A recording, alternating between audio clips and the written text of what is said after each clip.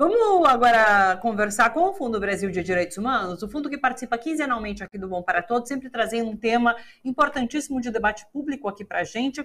E dessa vez o tema é racismo obstétrico. Pois é, a gente tem discutido muito a questão do racismo essa semana por conta do Vini Júnior, né, no esporte, ele que foi ali alvo de racismo na Espanha e não foi a primeira vez. E a gente então vem discutindo, inclusive, como a Espanha pode vir a mudar a legislação racista, criar uma lei antirracista lá no país por conta disso tudo. Bom, a gente vai ter um enfoque diferente nessa questão do racismo na nossa conversa com o Fundo Brasil. A gente vai falar sobre racismo obstétrico. Por quê? É uma forma de racismo que atinge a maternidade, especificamente no parto. Num momento de espera que deveria ser muito feliz ali para a mãe, com a chegada de uma nova vida, muitas mulheres negras sofrem uma das formas mais cruéis da violência, que é essa obstétrica. As mulheres brancas também sofrem essa violência, principalmente as pobres, mas a cor da pele está relacionada ao número maior de negligências. São elas as que menos recebem anestesia durante o parto e procedimentos dolorosos. Além disso, são as mulheres negras as que têm mais atendimentos negados. Desde 2018, a organização Renascer Aldeia atua em Pernambuco para levar às mulheres negras informações sobre seus direitos, fisiologia, gestão emocional no momento do gestar, do parir e do maternar. A gente conversa hoje com a Carla Alves, que é fundadora desse trabalho, e a Renascer Aldeia recebe apoio do Fundo Brasil de Direitos Humanos. Estamos recebendo também a Maiana Nunes, que é assessora de projetos do Fundo Brasil e que acompanha esse projeto da Renascer Aldeia. Carla, Maiana, um prazer receber vocês, sejam muito bem-vindas por aqui. E quero já começar com a Carla, pedindo para ela dar mais detalhes sobre violência obstétrica. Talvez seja um conceito difícil para todo mundo entender. Então, eu queria que você se aprofundasse um pouquinho nessa explicação. Seja bem-vinda. Boa tarde. É um prazer para mim. Então, eu acho importantíssimo explicar, porque quando a gente ouve o termo violência obstétrica, principalmente pessoas leigas ou pessoas sem base científica acham que é só o obstetra que pratica essa violação de direitos, e não. A palavra obstetrícia, obstetriz, vem do grego obstare, que significa estar ao lado. Então, qualquer pessoa ou profissional da assistência que esteja no acompanhamento dessa gestante, na gestação, no parto, no puerpério, na amamentação e até em situações de abortamento, pode sim provocar uma violação de direito e pode caracterizar sim uma violência obstétrica, não só física, como também emocional, verbal, assim como a violência doméstica, né, que tem vários níveis, a patrimonial, a emocional, a psicológica, né? A violência obstétrica é pouquíssimo falado quando se fala sobre violência contra a mulher, sobre feminicídio, mas é uma violência que é praticada principalmente no ambiente dos nascimentos das mulheres, ou seja, no parto, no puerpério, no pós-parto imediato. Ou seja, a maioria geralmente escolhe ter seus filhos no hospital, né, no ambiente hospitalar, na maternidade. Então, por isso é que a gente tem uma dificuldade, tanto dos profissionais identificarem que está provocando violência obstétrica, porque isso não é ensinado na academia, e pelas mulheres, por causa de um nível, né, de informação muito baixo que elas não têm acesso, como a gente trabalha, né, levando informações para elas. Então, a violência obstétrica, ela não é causada só pelo obstetra, e também é uma violação de direitos que pode acontecer também na gestação, como, por exemplo, negar para a mulher a visita da maternidade. Existe uma lei chamada Lei de Vinculação à Maternidade, que a gestante tem direito de conhecer aquela maternidade antes do seu parto, justamente para avaliar, fazer perguntas, questionamentos, sentir se é um ambiente de fato que ela quer ter o seu bebê, para depois ela de fato ir segura, sabendo de fato, mas essas informações não chegam, infelizmente, principalmente para o nosso público, que são mulheres periféricas. Acho tão importante esse trabalho que vocês fazem, porque é isso, informação é tudo nesse momento, né? Muito importante. E, Carla, é mais do que violência obstétrica, né? Tem esse termo que é o racismo obstétrico. Por quê? Então, por que racismo obstétrico? Porque existe uma cultura escravocrata, ou seja, uma tradição escravocrata de que a mulher negra, ela aguenta dor, ou aguenta mais, suporta mais a dor. E isso vem do antigo, né, conhecido como o pai da ginecologia moderna, James Sims. Mulheres, por favor, pesquisem esse nome. Esse homem, ele era o principal, o precursor da ginecologia moderna, mas ele usava corpos de mulheres negras afro-americanas como cobaias para fazer experimentos, testes sem anestésico, por causa dessa cultura. E todos os obstetras, eles ouvem falar na formação, na academia, esse nome, porque esse homem que eu falei, James Sims, ele foi precursor, ele estudou nos Estados Unidos, trouxe algumas técnicas para cá, desenvolveu algumas técnicas, mas por experimentos, por tentativas, não com base científica, não com os estudos mais aprofundados. Então, tanto é que nessa época que ele estudava, as mulheres brancas tinham direito à anestesia, porque já existia, por exemplo, o ópio, só que para as mulheres escravizadas, né, não era concedido, não era usado o anestésico nelas, por causa dessa cultura. Então, infelizmente, a gente chama de racismo obstétrico, porque é escolhido quem vai ser atendida primeiro, é escolhido quem vai ter mais cuidado, quem vai receber anestesia. E aí existe uma diferença também na comunidade obstétrica, que existe a anestesia, que é aplicado, por exemplo, na cesariana, quando a mulher vai passar por uma cirurgia para o bebê nascer, e existe a analgesia de parto, que é aplicado também na medula, mas que é para a mulher reduzir o limiar de dor. Ela vai precisar sentir os movimentos do útero, o bebê passando, só que essa dor não precisa ser aquela dor que se fala tanto, entendeu? É para ela não ter tanta dor e conseguir trazer o seu bebê com ajuda e com apoio no bloco cirúrgico. Perfeito. Tem mais um monte de pergunta para você, mas deixa eu colocar a Maiana na nossa Tranquilo. conversa também. É o seguinte, o fundo está sempre trazendo aqui para a gente vertentes do racismo, né? A gente se aprofunda a cada participação do fundo em um aspecto do racismo e de suas vertentes de fato. Por que é tão importante a gente tratar dela separadamente e não generalizar o racismo, Maiana? Boa tarde, Thalita. Boa tarde, Carla. Bom, Thalita, eu entendo que o reconhecimento de que, primeiro, né, o Brasil é um país que se estrutura, que se constrói, que se funda com base no racismo, mas essa compreensão não é algo que está completamente pacificado no nosso país, né? Não é um consenso, embora a gente entenda que sim, que o Brasil é um país que se estrutura no racismo. E não reconhecer o racismo dificulta que esse problema seja combatido. Então, a gente precisa nomear o problema, reconhecer que é um problema. E a partir do momento que a gente nomeia o racismo como uma questão estrutural do país, a gente pode pensar em estratégias, em políticas para combater. Né? Então, não combater o racismo, não nomear o racismo como uma questão, favorece apenas a branquitude, favorece a manutenção de privilégios e de estruturas de poder que são opressoras. E, por outro lado, a gente precisa olhar para a sutileza do racismo e suas diferentes manifestações. E aí o trabalho que a organização Renascer Aldeia, liderada pela Carla, faz é justamente um trabalho de mostrar uma das faces do racismo que violenta mulheres negras, como você mesmo traz na introdução. Não é só uma violência obstétrica, é um racismo obstétrico. A violência vem de uma estrutura racista.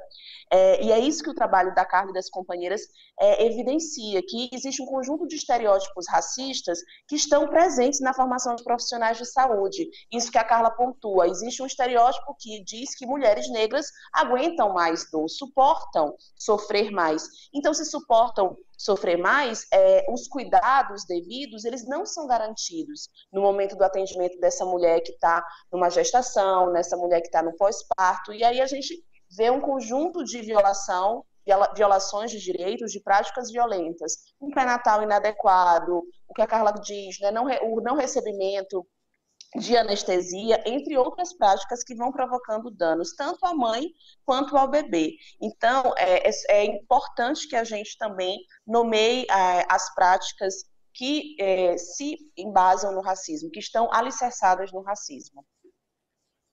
Perfeito. Carla, você trouxe para a gente, aliás, assustador, né? O nome desse estudioso que, enfim, que foi assim um dos primeiros a estudar o corpo feminino e que desde então bom, enfim, começou essa prática racista, né, na academia.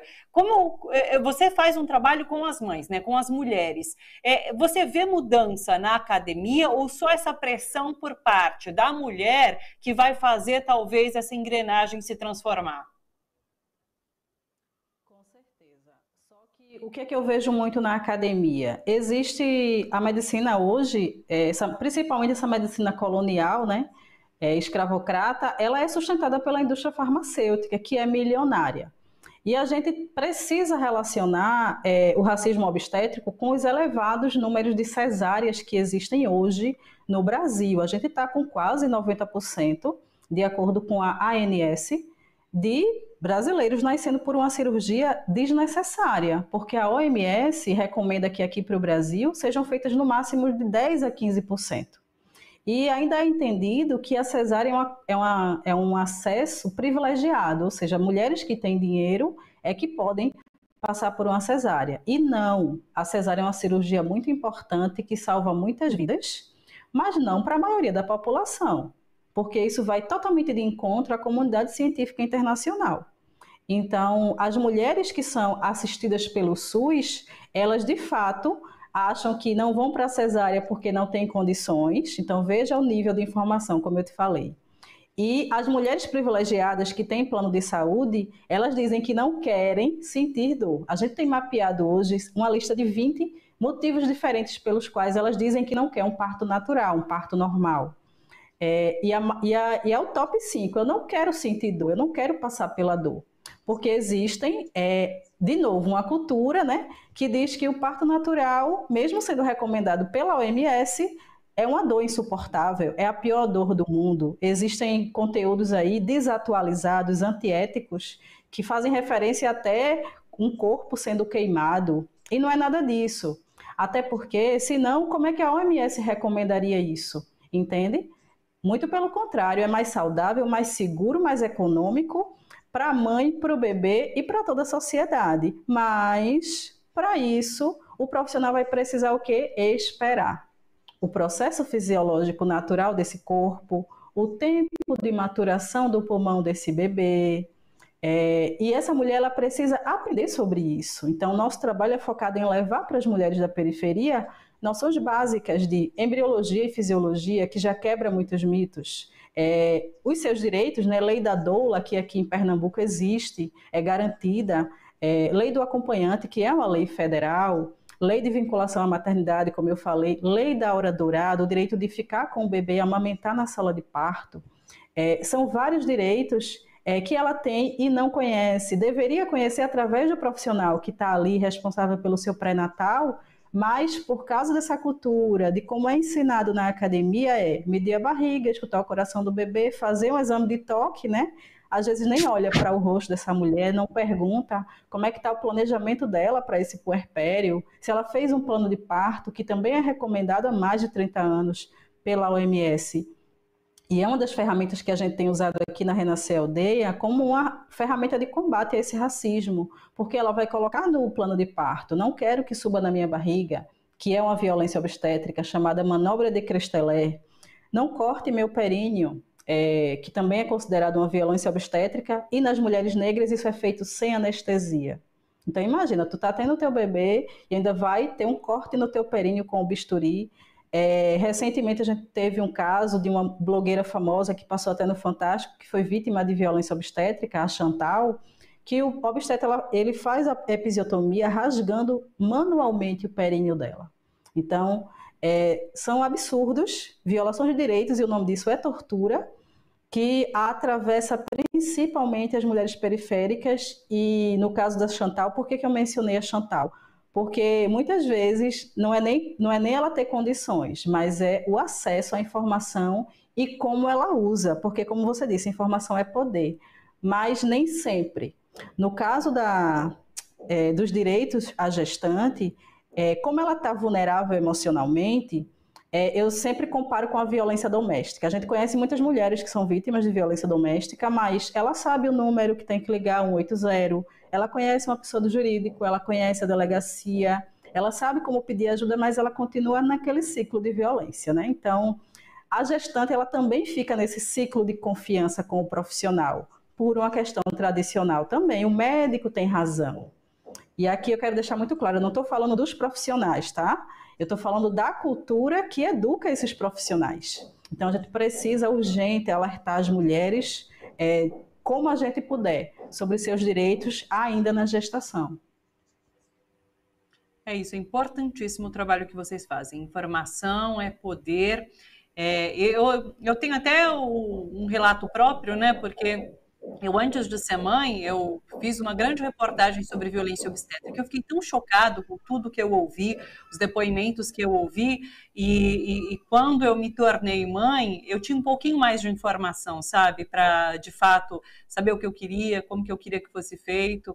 E é isso, analgesia, eu tive 2 partos normais com analgesia, e até hoje eu escuto, né, de que, para quem eu conto, nossa, mas dói muito, eu não quero parto normal porque dói muito. Ele não dói, pessoal, não dói. Você pode pedir, você pode conversar, então é importantíssimo. Gritei com o meu médico nos 2 partos que eu não queria que me cortasse, ele ri disso tudo agora, mas é isso, informação é poder, a gente precisa estar munida de muita informação.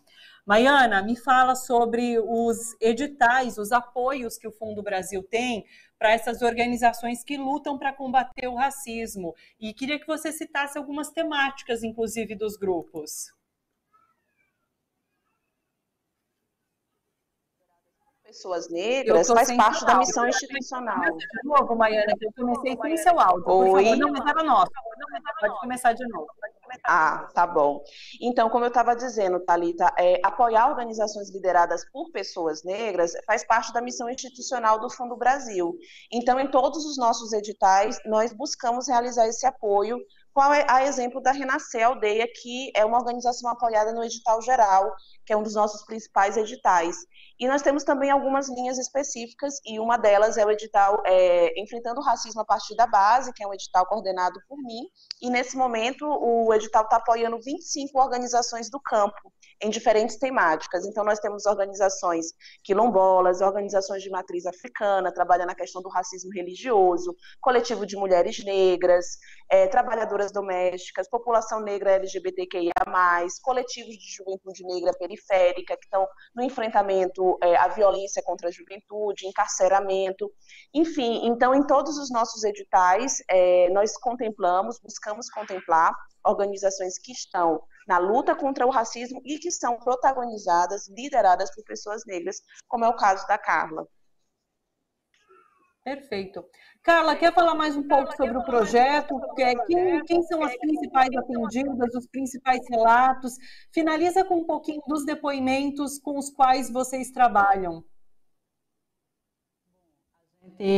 Hoje, o nosso foco são as mulheres da periferia, que hoje a gente tem 80% são negras, porque a gente, como você falou, né? Existem mulheres brancas que também sofrem violência porque são pobres, né? Então não tem acesso, e a gente também acolhe.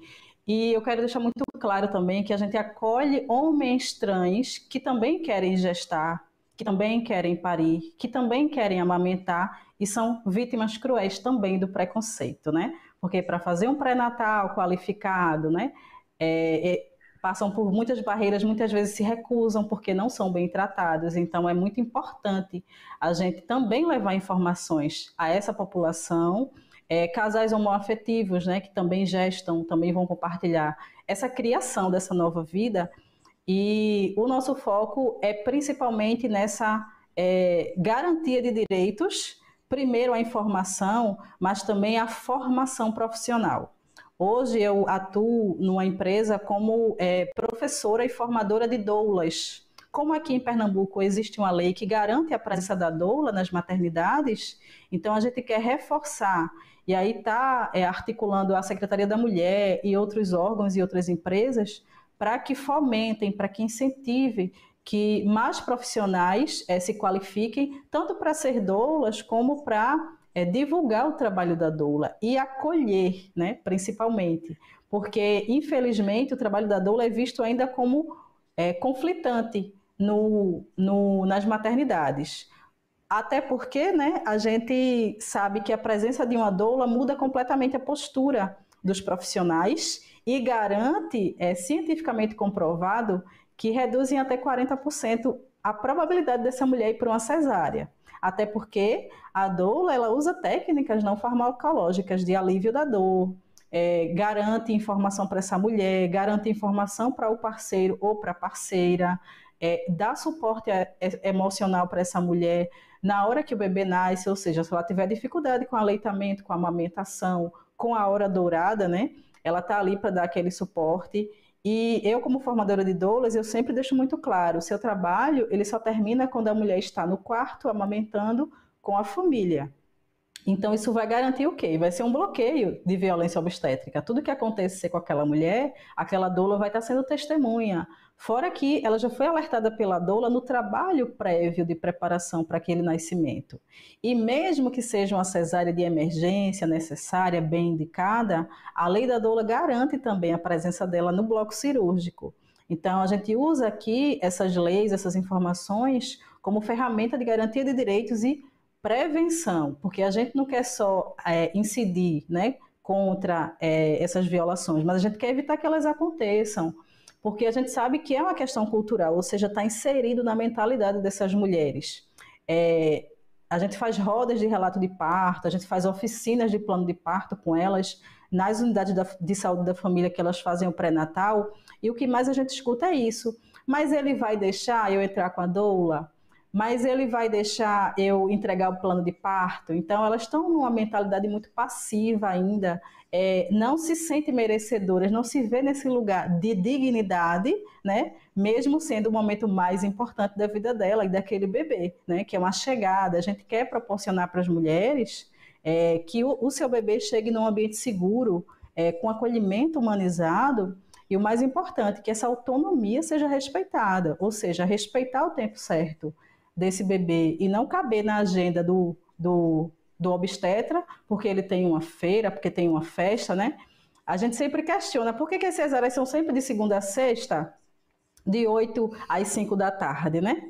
Então é muito complicado. Ele faz uma cirurgia, coloca 6, 7 mil reais no bolso para fazer uma cirurgia de 30 minutos, mais ou menos.